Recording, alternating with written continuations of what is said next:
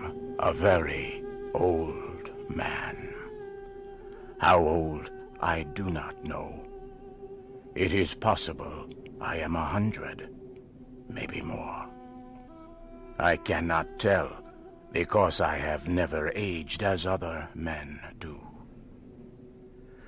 So far as I can remember, I have always been a man of about 30. I appear today as I did 40 years ago, yet I feel that I cannot go on living forever. Someday, I will die the real death from which there is no escape. I do not know why I should fear death, I who have died 2 times, and am still alive. I have never told this story. I know the human mind will not believe what it cannot understand. I cannot explain what happened to me. I can only tell of the 10 years my dead body lay undiscovered in an Arizona cave.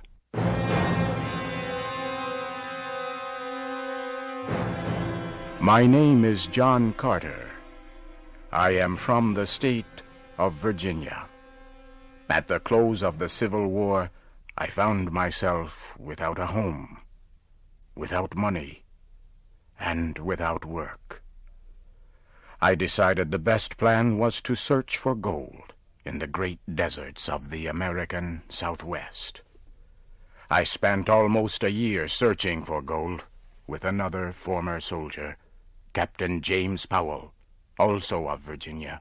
We were extremely lucky. In the winter of 1865, we found rocks that held gold. Powell was trained as a mining engineer. He said we had uncovered over $1 million worth of gold in only 3 months. But the work was slow, with only 2 men and not much equipment. So we decided Powell should go to the nearest settlement to seek equipment and men to help us with the work. On March 3rd, 1866, Powell said goodbye. He rode his horse down the mountain toward the valley. I followed his progress for several hours. The morning Powell left was like all mornings in the deserts of the great Southwest, clear and beautiful. Not much later, I looked across the valley. I was surprised to see 3 riders in the same place where I had last seen my friend. After watching for some time, I decided the 3 riders must be hostile Indians. Powell, I knew, was well armed and an experienced soldier, but I knew he would need my aid. I found my weapons, placed a saddle on my horse, and started as fast as possible down the trail taken by Powell. I followed as quickly as I could until dark. About 9 o'clock, the moon became very bright. I had no difficulty following Powell's trail.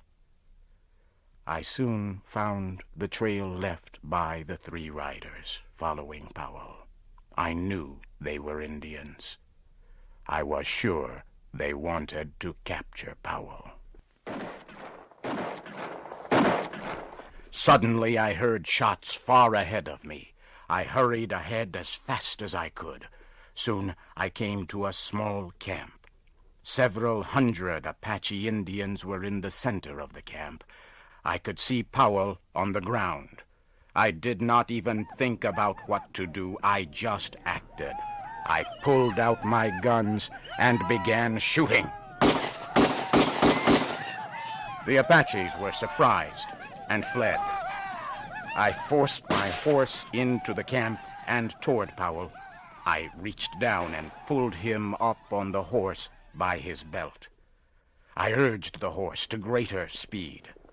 The Apaches, by now, realized that I was alone and quickly began to follow. We were soon in very rough country. The trail I chose began to rise sharply. It went up and up.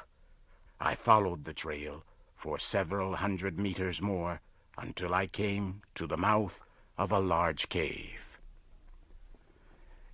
It was almost morning now.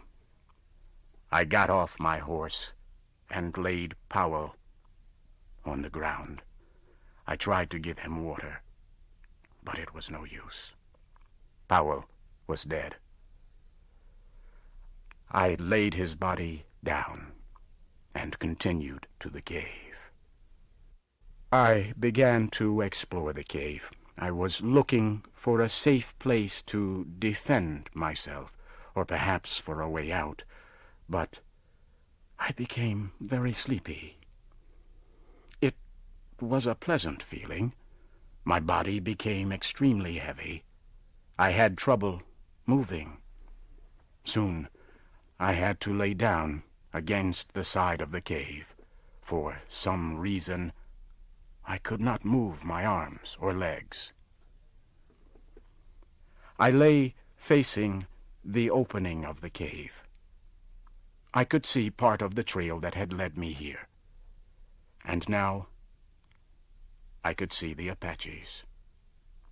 They had found me, but I could do nothing. Within a minute, one of them came into the cave. He looked at me, but he came no closer. His eyes grew wide. His mouth opened. He had a look of terror on his face. He looked behind me for a moment and then fled. Suddenly, I heard a low noise behind me. So could the rest of the Apaches. They all turned and fled. The sound became louder, but still I could not move. I could not turn my head to see what was behind me. All day I lay like this. I tried again to rise, and again, but I still could not move. Then I heard a sharp sound. It was like a steel wire breaking. I quickly stood up. My back was against the cave wall. I looked down. There before me lay my body.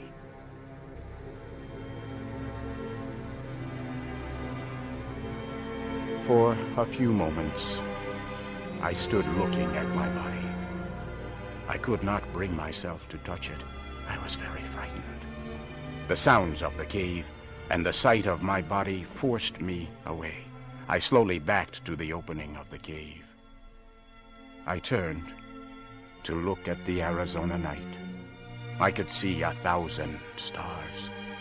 As I stood there, I turned my eyes to a large red star. I could not stop looking at it. It was Mars, the red planet, the red god of war. It seemed to pull me near. Then, for a moment, I closed my eyes. There was an instant of extreme cold and total darkness. Suddenly, I was in deep, dreamless, peaceful sleep.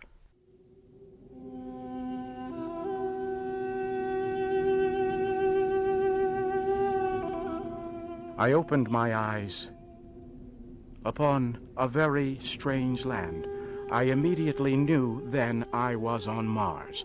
Not once did I question this fact. My mind told me I was on Mars, as your mind tells you that you are upon Earth. You do not question the fact. Nor did I. I found myself lying on a bed of yellow-colored grass that covered the land for kilometers. The time was near the middle of the day, and the sun was shining full upon me. It was warm. I decided to do a little exploring. Springing to my feet, I received my first Martian surprise. The effort to stand carried me into the Martian air to the height of about 1 meter. I landed softly upon the ground, however, without incident. I found that I must learn to walk all over again. My muscles were used to the gravity of Earth. Mars has less gravity. My attempts to walk resulted in jumps and hops, which took me into the air. I once landed on my face. I soon learned that it took much less effort for me to move on Mars than it did on Earth. Near me was a small, low wall. Carefully, I made my way to the wall and looked over. It was filled with eggs, some already broken open. Small, green creatures were in them. They looked at me with huge red eyes. As I watched the fierce-looking creatures, I failed to hear 20 full-grown Martians coming from behind me. They had come without warning. As I turned, I saw them. One was coming at me with a huge spear, with its sharp tip pointed at my heart.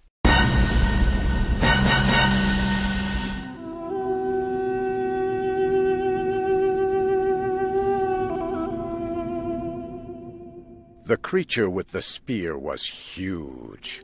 There were many other similar creatures. They had ridden behind me on the backs of large animals. Each of them carried a collection of strange-looking weapons. The one with the large spear got down from the back of his animal and began walking toward me. He was almost 5 meters tall and a dark green color. Huge teeth stuck out of his face, and his expression showed much hate and violence. I immediately knew I was facing a terrible warrior. He began moving quickly toward me with the spear. I was completely unarmed. I could not fight. My only chance was to escape. I used all my strength to jump away from him. I was able to jump almost 30 meters. The green Martian stopped and watched my effort. I would learn later that the look on his face showed complete surprise. The creatures gathered and talked among themselves. While they talked, I thought about running away. However, I noticed several of them carried devices that looked very much like rifles. I could not run. Soon all but one of the creatures moved away. The one who had threatened me stayed. He slowly took off a metal band from his arm and held it out to me. He spoke in a strange language. Niktu maktuta sakota. Slowly he laid down his weapons. I thought this would have been a sign of peace anywhere on Earth. Why not Mars, too?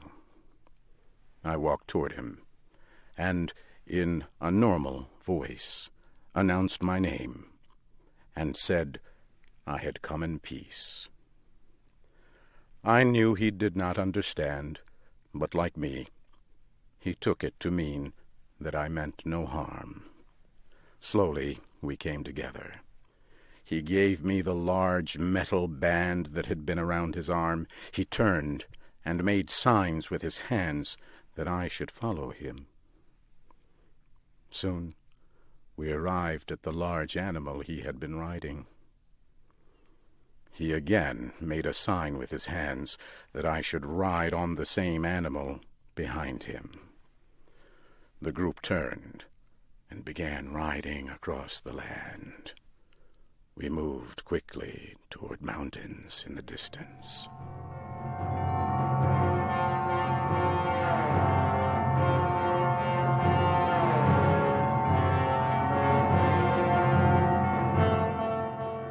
The large animals we rode moved quickly across the land. I could tell from the surrounding mountains that we were on the bottom of a long, dead sea. In time we came to a huge city. At first I thought the city was empty. The buildings were all empty and in poor repair. But soon I saw hundreds of the green warriors. I also saw green women and children. I soon learned about many cities like this. The cities were built hundreds of years ago by a people that no longer existed. The green Martians used the cities. They moved from one empty city to another, never stopping for more than a day or two. We got down from our animals and walked into a large building.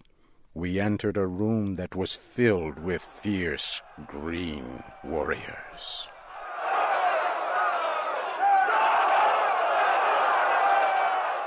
It was not difficult to tell that these were the leaders of the green Martians. One of them took hold of my arm. He shook me and lifted me off the ground. He laughed when he did so. I was to learn that green Martians only laugh at the pain or suffering of others. This huge warrior threw me to the ground and then took hold of my arm again to pick me up.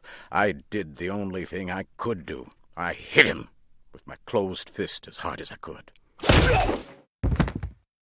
The green warrior fell to the floor and did not move. The others in the room grew silent. I had knocked down one of their warriors with only my hand. I moved away from him and prepared to defend myself as best I could, but they did not move. The green Martian that had captured me walked toward me. He said in a clear voice, "Tars Tarkas! Tars Tarkas!" As he spoke, he pointed to his own chest. He was telling me his name. I pointed to my chest and said, "My name, John Carter." He turned and said the word Sola. Immediately, a green Martian woman came close. He spoke to her. She led me to another building and into a large room. The room was filled with equipment carried by the green Martians. She prepared something for me to eat. I was very hungry. I pointed to her and said the word Sola. She pointed at me and said my name. It was a beginning. Sola was my guard. She also became my teacher. In time, she would become a close and valued friend. As I ate my meal, my lessons in the language of the green Martians continued. 2 days later, Tars Tarkas came to my room.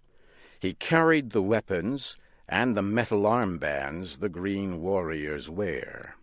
He put them on the ground near my feet. Sola told him I now understood some of their language. He turned to me and spoke slowly. "The warrior you hit is dead. His weapons and the metal of his rank are yours, John Carter. He was a leader of one small group among our people. Because you have killed him, you now are a leader. You are still a captive and not free to leave. However, you will be treated with the respect you have earned. You are now a warrior among our people." Tars Tarkas turned and spoke softly. From beyond the door, a strange creature entered the room. It was bigger than a large dog and very ugly. It had rows of long teeth and 10 very short legs. Tars Tarkas spoke to the creature and pointed at me. He left. The creature looked at me, watching closely. Then Sola spoke about the creature. His name is Woola. The men of our tribe use them in hunting and war. He has been told to guard and protect you. He has also been told to prevent your escape. There is no faster creature in our world, and in a fight they can kill very quickly. Do not try to escape, John Carter. Woola will tear you to small pieces. I continued to watch the creature named Woola. I had already seen how the green Martians treated other animals. They were very cruel. I thought, perhaps this beast can be taught to be my friend, much like a dog on earth. I walked close to the creature and began speaking in much the same way I would speak to a dog or other animal on earth. I sat down next to him while I talked softly. At first he seemed confused. I believe the creature Woola had never heard a kind word. In the next several days I gained the trust and friendship of Woola. In a few short days, Woola was my friend and fierce protector. He would remain my loyal friend as long as I was on Mars. Several days later, Sola came to me with a look of great concern. John Carter, come with me. A great battle is about to take place. An enemy is coming near this city. We must prepare to fight, and we must be ready to flee. Sola, what enemy is this? A race of red men who travel our world in flying machines. A great number of their machines have come over the far mountain. Take your weapons with you, and hurry.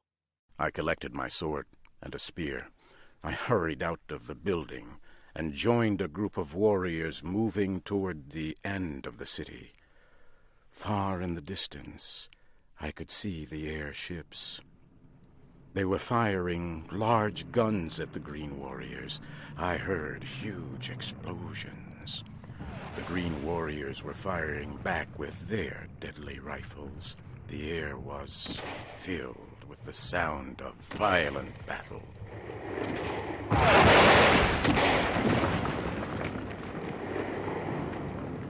Suddenly, a huge airship exploded. It came down crashing near me. Red Martians were falling from the side of the huge ship, and then it exploded again.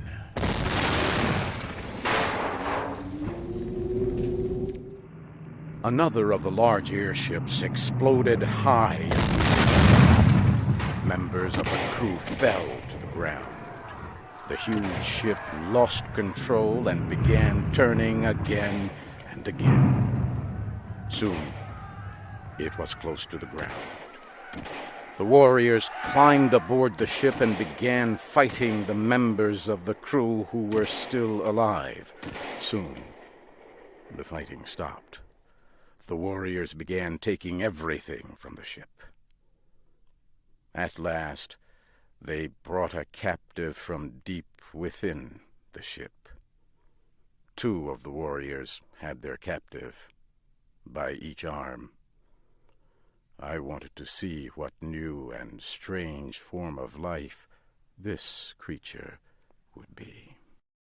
As they came near, I saw that it was a woman. She looked like a woman from Earth. She was young. Her skin was a light red, almost a copper color.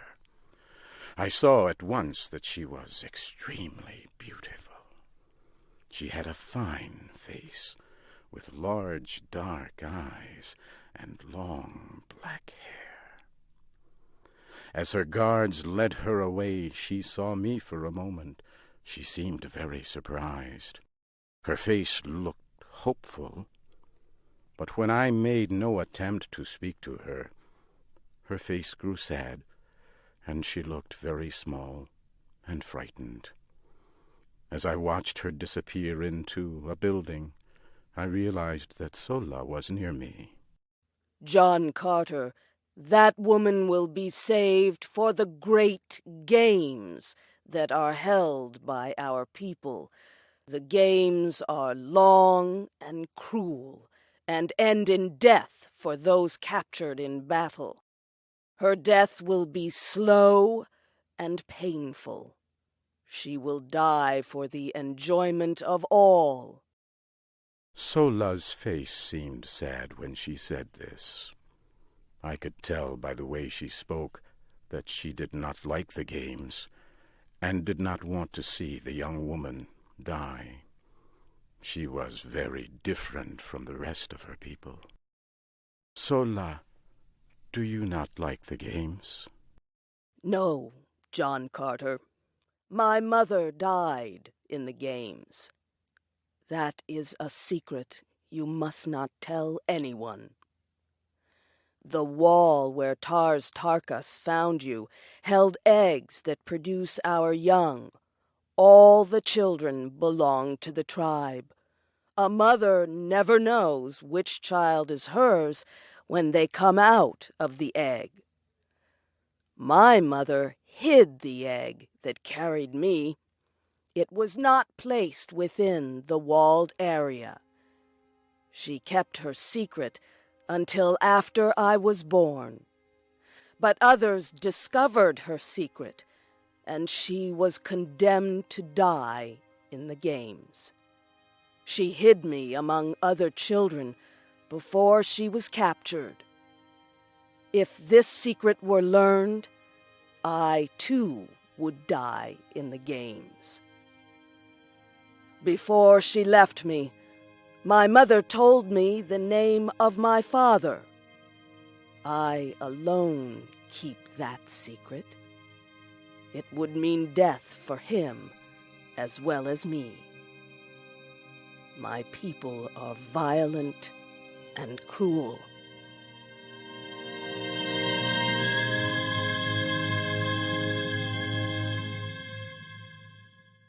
The next day I entered the great room where the Green Martians held meetings.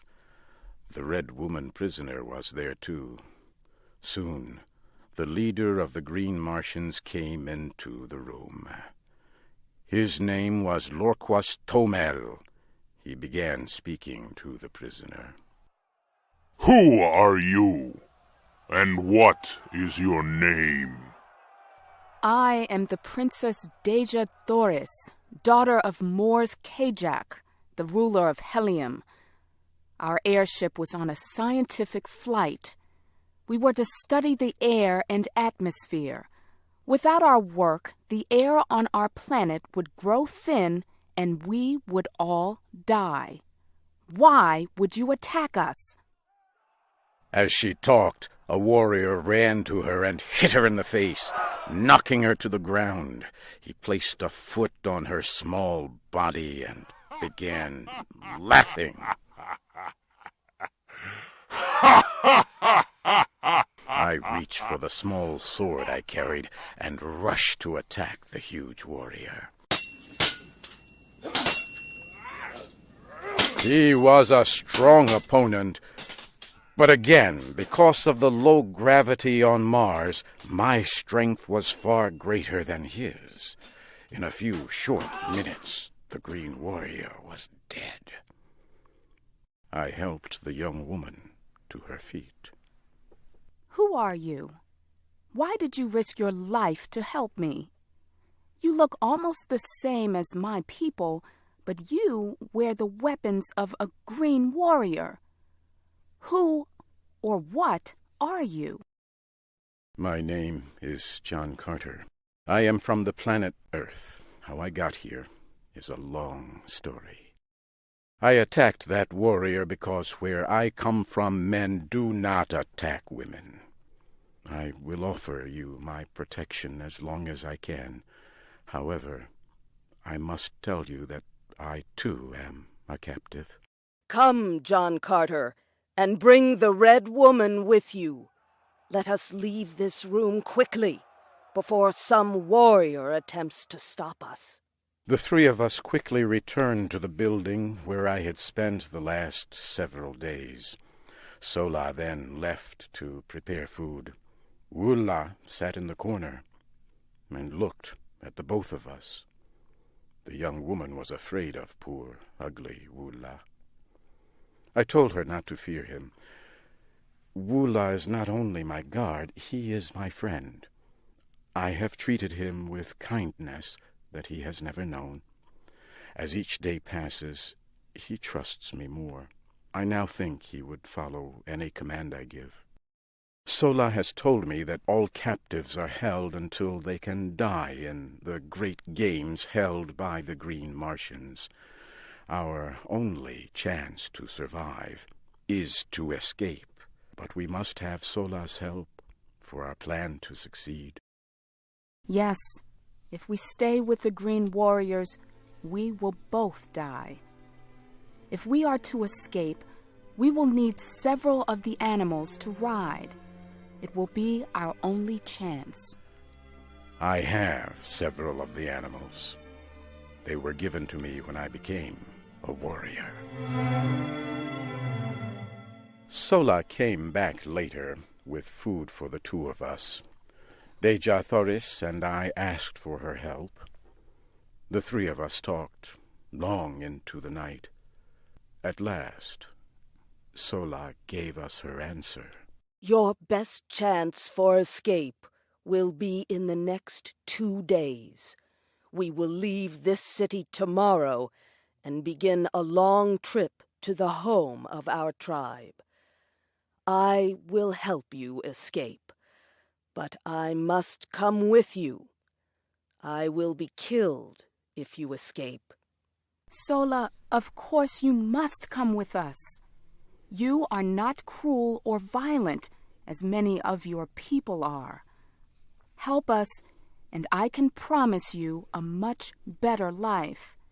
You will be treated with respect as an honored guest. The next morning, we rode away from the city on our animals. More than 1,000 animals were carrying the huge tribe of Green Martians.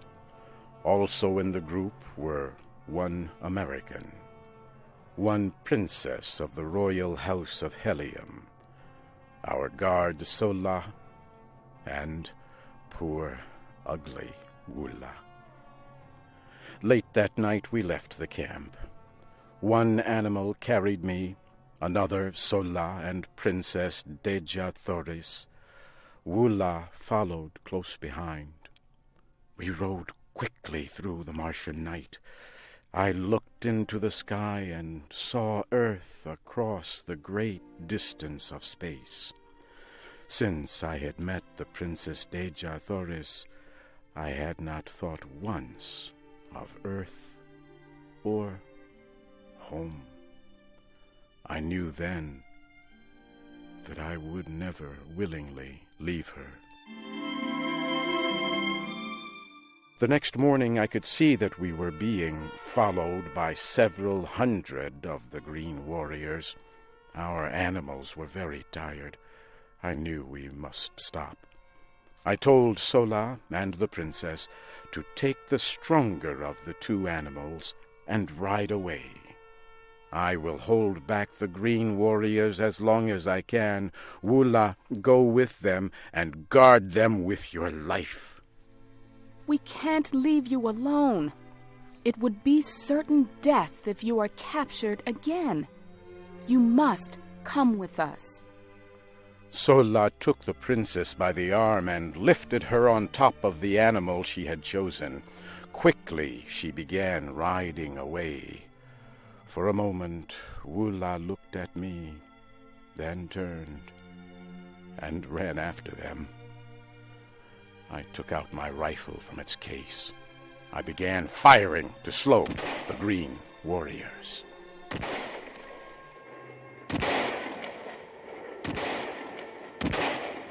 I was able to slow them for more than an hour, but then I had no more ammunition. Soon I was surrounded. A green warrior got off his animal and came toward me. He pulled out his long, thin sword. I reached for mine. As we neared each other, I saw it was Tarkus. He stopped and spoke to me very slowly. You will die here today, John Carter. It is I who must kill you. Know that I will take no pleasure in your death. The huge green warrior Tarkus came slowly toward me with his thin sword. I backed away. I did not want to fight him. I did not wish his death. He had been as kind to me as a green Martian can be. As I stood watching him, a rifle fired in the distance. Then another, and another. Tarkus and his warriors were under attack from another tribe of green warriors.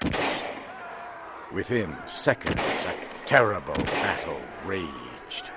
As I watched, 3 of the attackers fell on Tarkus. He killed one and was fighting with the other 2 when he slipped and fell. I ran to his aid, swinging my sword. He was on his feet. Shoulder to shoulder, we fought against the attackers. They finally withdrew after an hour of fierce fighting. John Carter, I think I understand the meaning of the word friend. You saved my life when I was about to take yours.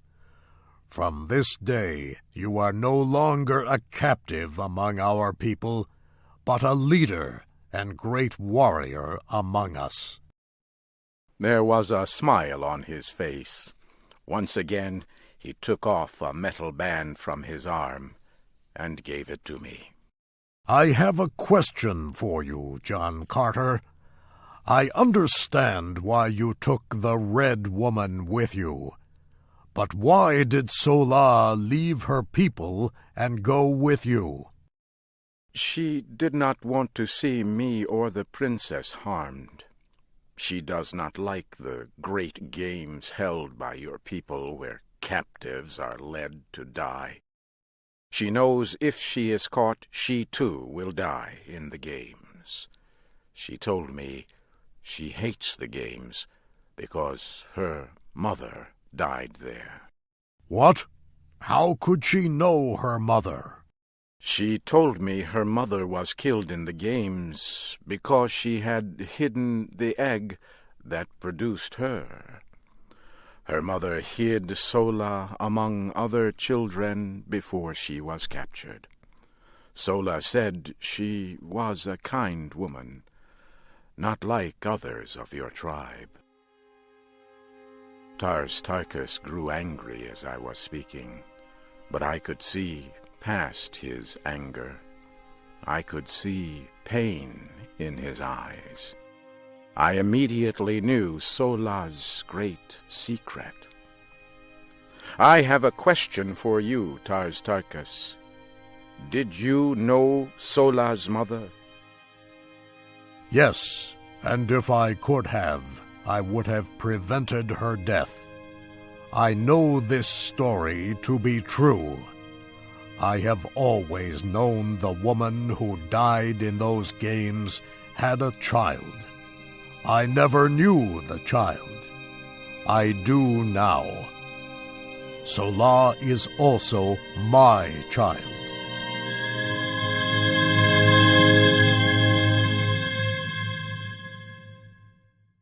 For 3 days we followed the trail left by the Princess Dejah Thoris, Sola, and poor, ugly Wula.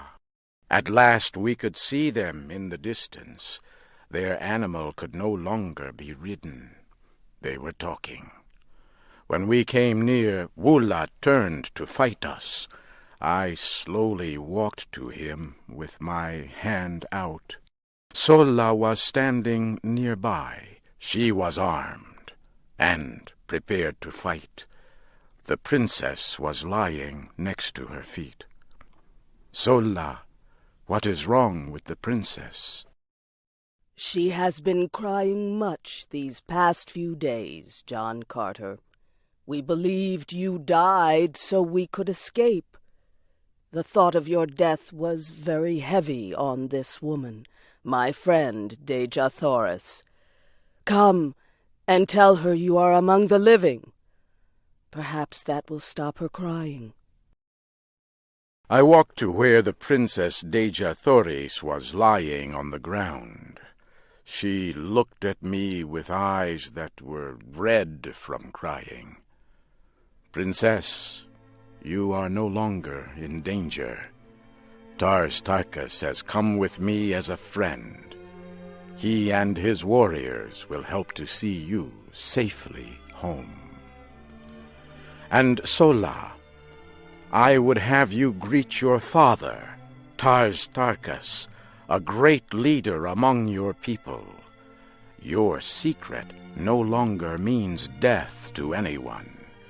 He already knows you are his daughter. The two of you have nothing to fear. Sola turned and looked at Tarkas. She held out her hand. He took it. It was a new beginning for them. I know our world has never before seen anyone like you, John Carter. Can it be that all Earthmen are like you? I was alone, a stranger, hunted, threatened, yet you would freely give your life to save me. You come to me now with a tribe of green warriors who offer their friendship. You are no longer a captive, but wear the medal of great rank among their people. No man has ever done this. Princess, I have done many strange things in my life, many things much smarter men would not have done. And now, before my courage fails, I would ask you to be mine in marriage.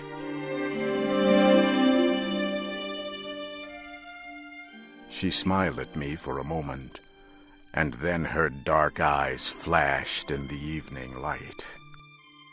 You have no need of your courage, John Carter, because you already knew the answer before you asked the question.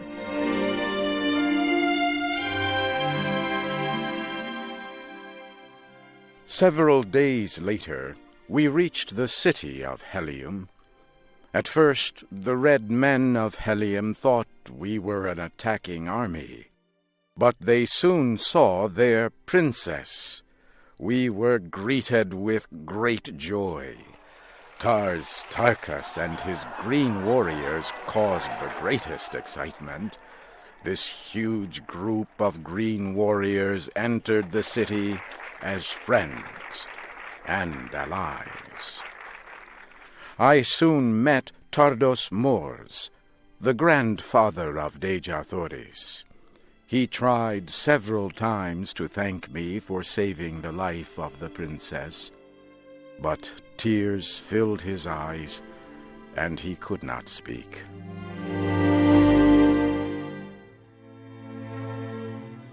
For 9 years, I served in the government and fought in the armies of Helium as a prince of the royal family. It was a happy time. The Princess Dejah Thoris and I were expecting a child. Then, one day, a soldier returned from a long flight. When he landed, he hurried to the great meeting room. Tardos Mors met with the soldier and reported that every creature on the planet had but 3 days to live. He said the great machines that produced the atmosphere on the planet had stopped producing oxygen. He said no one knew why this had happened, but there was nothing that could be done. The air grew thin within a day. Many people could do nothing but sleep. I watched as my princess was slowly dying. I had to try something. I could still move with great difficulty.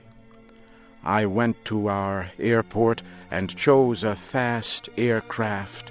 I flew as fast as I could to the building that produced the atmosphere of the planet. Workers were trying to enter. I tried to help. With a great effort, I opened a hole. I grew very weak. I asked one of the workers if he could start the engines. He said he would try. I fell asleep on the ground. It was dark when I opened my eyes again. My clothing felt stiff and strange. I sat up. I could see light from an opening.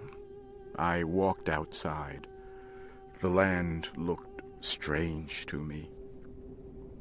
I looked up to the sky and saw the red planet Mars. I was once again on Earth in the desert of Arizona. I cried out with deep emotion. Did the worker reach the machines to renew the atmosphere? Did the air reach the people of that planet in time to save them? Was my Princess Dejah Thoris alive, or did she lie cold in death? For 10 years now, I have watched the night sky, looking for an answer.